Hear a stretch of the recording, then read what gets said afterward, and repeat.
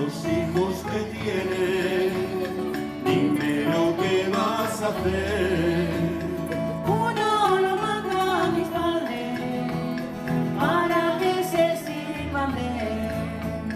Otro lo mando al hospicio para que aprenda a leer.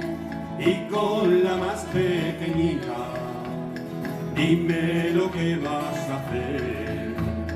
Esa se queda conmigo para que me haga de comer, para que me peine y me lave y me cuide mi bebé.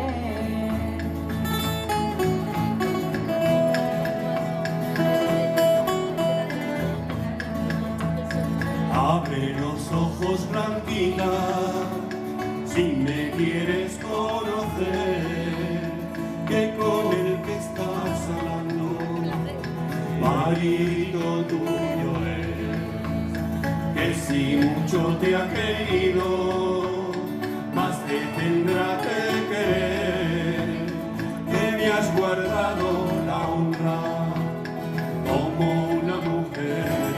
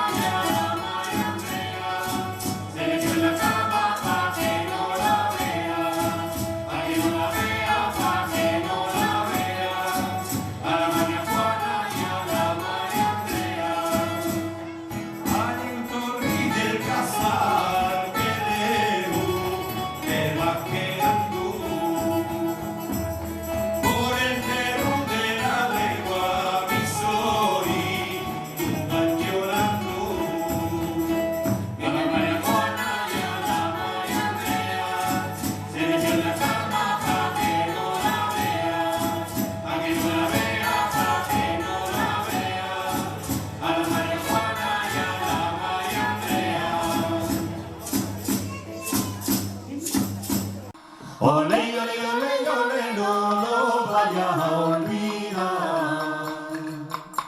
Ole, ole, ole, ole, no lo vayas a olvidar.